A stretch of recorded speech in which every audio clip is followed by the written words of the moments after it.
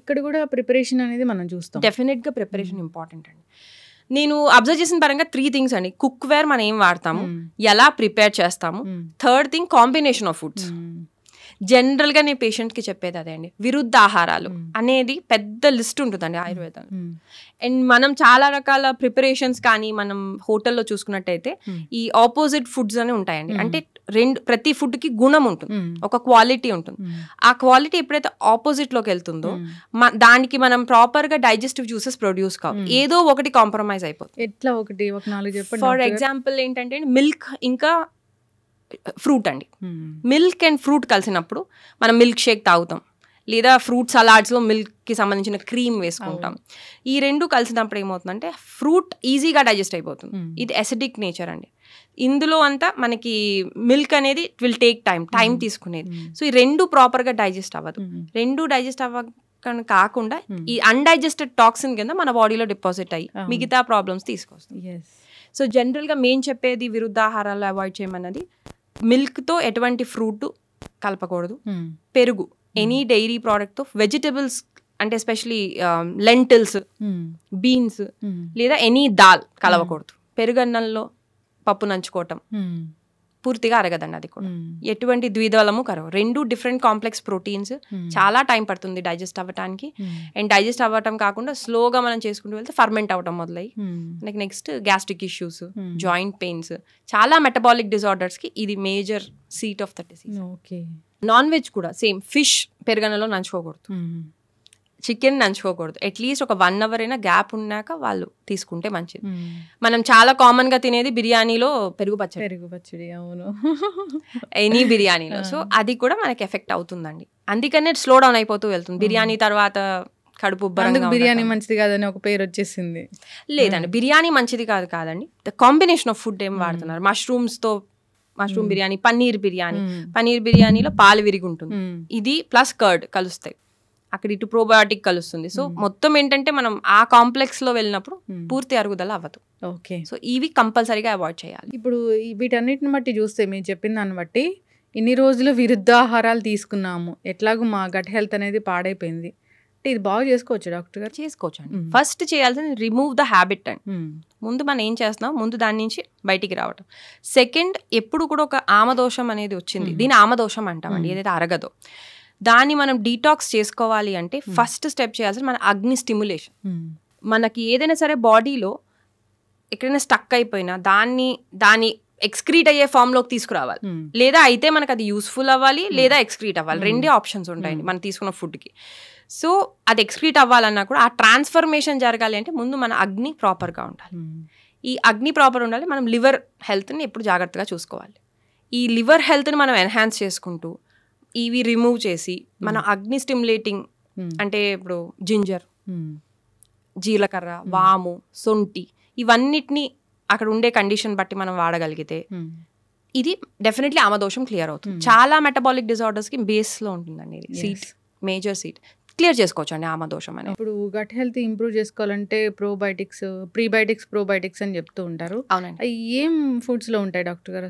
Sweet potatoes అన్ని కూడా మనకి ప్రీబయోటిక్ కిందకి వెళ్తుందండి. దానికి మెయిన్ ప్రీబయోటిక్ కండిషన్ కి మనకి కావాల్సింది ఏంటంటే కాంప్లెక్స్ కార్బ్ కావాలి ఫస్ట్, తర్వాత గుడ్ ఫ్యాట్ ఉండాలి. ఆ 2 ఉంటేనే ఆ షార్ట్ చైన్ ఫ్యాటీ యాసిడ్స్ ని యూటిలైజ్ చేసుకునే మన బ్యాక్టీరియా అనేది డెవలప్ అవుతుంది. సో బేసిక్గా ఈ 2 కండిషన్ ఉండే ఫుడ్స్ వెళ్ళటం ఇంపార్టెంట్. గుడ్ ఫైబర్ ఉండాలి మన ఫుడ్లో. సో ఈ 3 కనుక ఉంటే, so whole grains, brown rice, quinoa, ఒక్కొక్కసారి ఓట్స్, బార్లీ, అది వేరియబుల్గా వెరైటీ ఆఫ్ గ్రెయిన్స్ తింటే చాలా వరకు మనకి రకరకాల ఫ్యాటీ యాసిడ్స్ అనేవి వస్తాయి. ఈ రకరకాల ఫ్యాటీ యాసిడ్స్ బేస్ మీద రకరకాల బయోమ్ డెవలప్ అవుతుంది, డైవర్సిటీ ఆఫ్ బయోమ్ పెరుగుతుంది. అంటే బోల్డ్ రకాల బ్యాక్టీరియా ఉన్నప్పుడు మనకి చాలా కండిషన్స్ ని మనం రెసిస్టెంట్ గా ఉండగలుగుతాం. సో వెరైటీ ఆఫ్ గ్రెయిన్స్ తీసుకోవడం important, whole grains, refined grains కాకుండా. ఇప్పుడు చద్దన్నం చూస్తే వేరే స్టేట్స్ లో ఈ చద్దన్నం చాలా ఫేమస్ అయిపోయింది. మీరు US లో చదువుకొని వచ్చారు, అక్కడ అది చాలా ఫేమస్, వినే ఉంటారు, చూసే ఉంటారు. అంటే అండి వాళ్ళు చెప్పేది ఏంటంటే ముందు రోజు వండుకున్నది నెక్స్ట్ డే, అది దాన్ని ప్రాపర్ వేలో స్టోర్ చేయాలండి. మనం కూడా తోడు పెట్టిన అన్నం తినేవాళ్ళం, మీకు గుర్తుంటే. అది ప్రోబయోటిక్ ఫామ్ లోకి వెళ్ళాక మనం పొద్దున్నే తీసేసుకుంటాం. కానీ అది కూడా నా ఉద్దేశంలో పర్సన్ టు పర్సన్ వేరియబుల్ అయిపోతుందండి. అందరూ సద్దన్నం కరెక్ట్ కాదు. ఎందుకంటే దాంట్లో సేమ్ ఇప్పుడు అలర్జిక్ పేషెంట్కి సద్దన్నం ఇబ్బంది అండి. ఎందుకంటే రైస్లో మనం ఎప్పుడైతే స్టోర్ చేసుకున్నా, అంటే ఇప్పుడు మీ ఉద్దేశంలో ముందు రోజు వండేస్తారు, నెక్స్ట్ డే మార్నింగ్ అది తింటాం. అవును, అది తిన్నప్పుడు దాంట్లో కనుక ప్రోబయోటిక్స్ అవి యాడ్ అయి ఉంటే ఓకే అండి. అంటే మనం దాన్ని తోడు పెట్టి పాలు వేసి పెరుగు కింద మనం దాంట్లో తోడు పెట్టేస్తే అది ఒక రకంగా వర్క్ అవుతుంది. కానీ ఒక అలర్జిక్ పేషెంట్కి అది అగ్రవేట్ అవ్వచ్చు, ఎందుకంటే హిస్టమిన్ లెవెల్స్ పెరుగుతున్నాయి. సో అందరికీ ఇది సూటబుల్ అంటే కాదండి. ఎవరికి సూటబుల్ అంటే ఎక్కువగా ఇది కఫం పెరుగు వాతం ఎక్కువ ఉన్న వాళ్ళకి అది తీసుకోవచ్చు, ఎందుకంటే అది కఫాన్ని పెంచుతుంది, బ్యాలెన్స్ చేస్తుంది. కఫం ఆల్రెడీ ఎక్కువ ఉంది, వాళ్ళు కనుక ఇది తీసుకుంటే ఊరికే వాళ్ళు జలుబు లేదా ఇంకా స్లో డౌన్ అయిపోవటం, డైజెషన్ ఇంకా మందపడిపోవటం ఇలా చేంజ్ అవుతుంది. మనం కాకపోతే ఇందులో చాలా యాడ్ చేసుకోవచ్చు అండి. ఇప్పుడు సపోజ్ పచ్చిమిరపకాయ యాడ్ చేసాం అనుకోండి అది చేసేటప్పుడు, సో మనకి ఆ పెయిన్స్ కానీ ఆ మందం తగ్గడం కొంచెం తగ్గుతుంది. సో మనకి చాలా డిషెస్ లాగా ఉంటాయండి. కానీ దాన్ని ఫర్మెంట్ చేయడం బెటర్ డైరెక్ట్గా సద్దన్నం కన్నా, ఎందుకంటే రైస్లో మోల్డ్స్ కూడా ఈజీగా డెవలప్ అవుతాయండి. కాబట్టి నేనైతే దీనికన్నా ప్రోబయోటిక్కి వెళ్ళటం బెటర్ సద్దన్నం కన్నా. ఒకవేళ దాన్ని మనం ఇట్లా చేసుకున్నట్టయితే తోడంటి అన్నం చేసుకుని దానిలాగా మార్చుకుని తింటే బెటర్. చెప్పినట్లుగా చద్దన్నం తీసుకుంటే మన గట్ హెల్త్ బాగుంటుందని చెప్తారు, నిజంగానే బాగుంటుందా అండి? మనకి ఇప్పుడు వచ్చి చెప్పే చద్దన్నము మనం గట్ హెల్త్కి తీసుకునే తోడు పెట్టి అన్నము రెండు వేరు వేరండి. సద్దన్నం అంటే ఇది వరకు నీళ్ళల్లో స్టోర్ చేసి రాత్రిపూట పెట్టేసేవారు.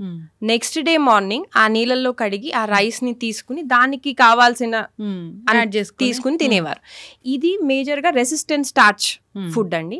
ఇది ఎక్కువగా డయాబెటిక్ వాళ్ళు తీసుకునేవారు, ఎందుకంటే దీంట్లో గ్లైసెమిక్ ఇండెక్స్ స్పైక్ అనేది స్లోగా రైజ్ అవుతుంది. ఇది సద్దన్నం అనేవారు. ఇప్పుడు తోడంటి అన్నం అంటే దానికి ఒక స్పెసిఫిక్ ప్రాసెస్ ఉంటుందండి. ఇది ఎక్కువగా గట్ హెల్త్ మీద బేస్ అయి ఉంటుంది, గట్ హెల్త్ కి చాలా యూస్ఫుల్ అని. అన్నం మనం రాత్రిపూట అన్నాన్ని ఫస్ట్ వాటర్ పోయాలండి అన్నం మునిగేటట్టు, తర్వాత అందులో పెరుగు వేయాలి. ఈ పెరుగు అనేది మనం జనరల్ గా ఏదైతే తోడు పెడతామో దానికన్నా కొంచెం ఎక్కువ క్వాంటిటీలో పెరుగు వేయాలి. దాంతో పాటు దాంట్లో అల్లము పచ్చిమిరపకాయ రెండు వేసి దాన్ని తోడేయాలండి. తర్వాత పాలు యాడ్ చేయాలి. ఇవన్నిటిని కలిపి వాళ్ళు తోడేసిన తర్వాత నెక్స్ట్ డే మార్నింగ్ అది తిన్నప్పుడు ఇందులో ఆల్మోస్ట్ 600 కన్నా ఎక్కువ వెరైటీ ఆఫ్ బయోమ్ అనేది బ్యాక్టీరియాస్ అనేవి డెవలప్ అయి ఉంటాయి. ఏదైతే మన తోడు పెడుతున్నాం, అవునండి అన్నాన్ని తోడు పెడతాం, కానీ ప్రాసెస్ వేరండి. ఇందులో మనం యాడ్ చేసేది అల్లం ఉంటుంది, అంటే అల్లంలో కొన్ని రకాలైన ప్రోబయోటిక్స్ ఉంటాయి, మళ్ళీ పచ్చిమిరపకాయలో ఉంటాయి, at the same time curd. So ఇన్ని వెరైటీ ఆఫ్ ప్రోబయోటిక్స్ అన్ని కలిపి తింటాని దాన్ని మనం తోడింటి అన్నం అంటామండి. కానీ ఇది కూడా అందరికి ఒకేలాగా పనిచేయదు. ఎక్కువగా పెయిన్స్ వాత కఫాతత్వం ఉన్న వాళ్ళకి, మెటబాలిజం స్లో డౌన్ ఉన్న వాళ్ళకి మీరు పొద్దున్నే కనుక క్వాంటిటీలో పెడితే వాళ్ళకి మేబీ మందంగా అనిపించవచ్చు పొట్ట కానీ ఏదైనా. అదే కనుక పిత్తం కండిషన్ లో ఉన్న వాళ్ళకి ఇది చాలా హెల్ప్ఫుల్ అవుతుంది, పిత్త అగ్రవేషన్ లో ఉన్న వాళ్ళకి ఇది హెల్ప్ఫుల్.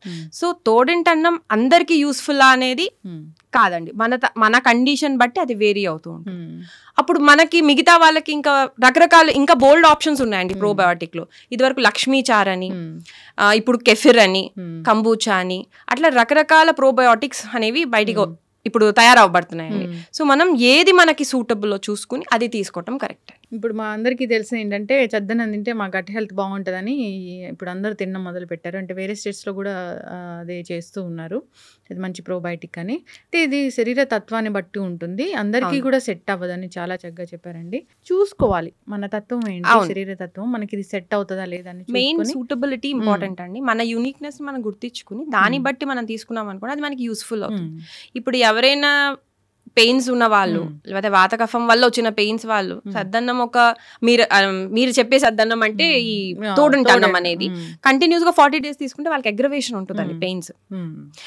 అంటే సద్దన్నం నాకు పడలేదు, సద్దన్నమే కరెక్ట్ కాదనేది కాదండి. అక్కడ ఏంటంటే ఏ ప్రిపరేషన్ ఎవరికి సూటబుల్, ఎందుకంటే మనందరం ఒకే తత్వంతో ఉన్న వాళ్ళం కాదు. మనకి ఎంత జెనెటిక్ కోడ్ యూనిక్, మన ప్రకృతి కూడా అంతే యూనిక్. కాబట్టి దాన్ని బట్టి అందుకని మనకి మన మీద అవగాహన ఉండటం చాలా ఇంపార్టెంట్. ఖచ్చితంగా డాక్టర్ గారు.